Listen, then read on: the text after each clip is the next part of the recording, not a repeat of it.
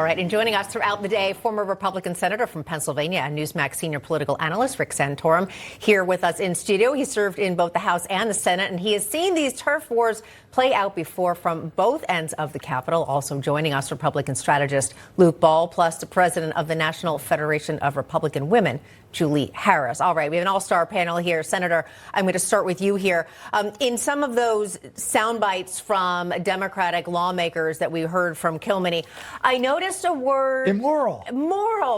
Moral obscenity, lack of morality. What are they talking about?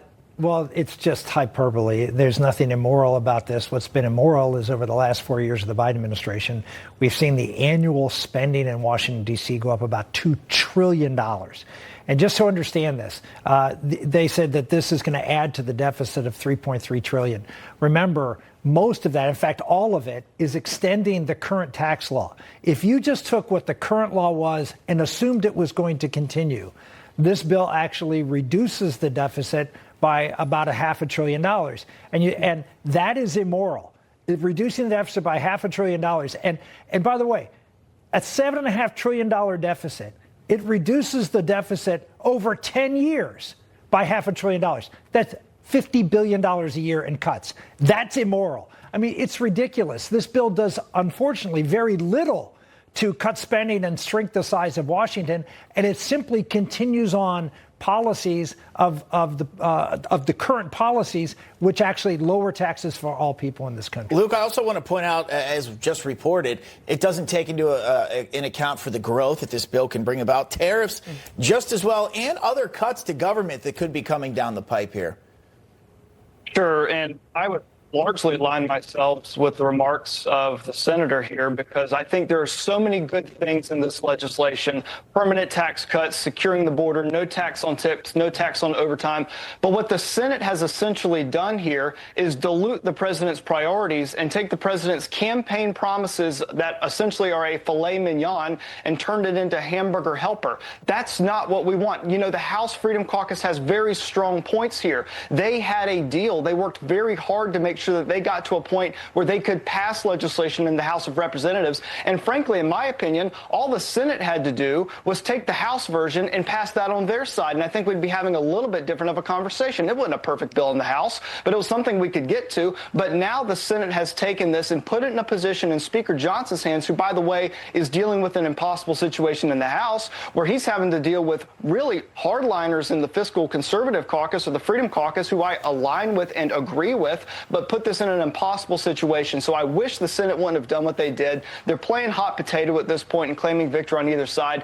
Get the president's agenda through in a clean piece of legislation that actually fulfills the campaign promises and doesn't play on Washington's spiritual gift, which is in slipping in all this pork and random garbage at the end. Yeah, the problem with that, though, is that the Senate was a problem because we had one senator, Freedom Caucus Senator Rand Paul, who refused to vote for anything. And as a result of that, they had to go and get a moderate. They had to get Lisa Murkowski. They had to get her vote. So you're saying it makes for an even worse bill? It makes that's why you get the mess you've got. And this is the problem. And again, I say to the Freedom Caucus in the House, be careful what you wish for, because if you end up voting no and it goes to the conference, then the moderates will feel that they have control of the situation and will make it worse. And I'm just telling you that sometimes you have to take a slice and get the best you can get and move on and come back and get some of these changes later. In the end, this does reduce the deficit based upon current law, not on funny CBO scoring. Based on what the current law is, less money is going to be spent in Washington than would be spent if they just continue current tax policy. The bottom line is that this is a leadership issue, but this is also an issue for the Freedom Caucus to understand when to say yes. Very good point there. By nature of the... Hey, Luke, I have to bring Julie into the conversation here. Julie, I do want to bring you in here. I want to get your thoughts on all of this. And is this one of those situations where, okay, maybe take some things you don't like and do what the senator said and suggests and just get it through, tweak later? Absolutely. It's past time to pass this big, beautiful bill.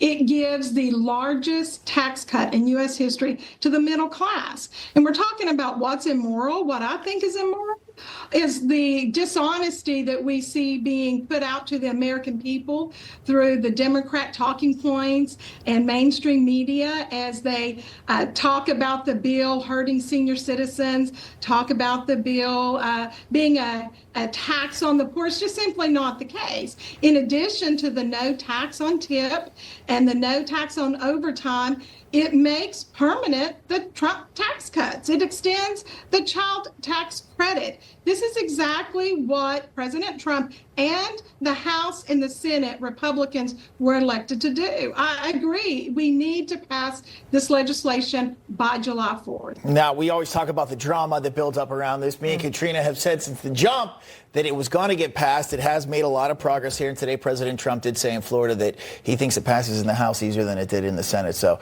take that for what you want here. Yes. We will see. Love okay. I hear a little Just saying from Senator what the man in charge said. All right. Senator Jolie Luke, got to leave it there. Thank you. Thank you all.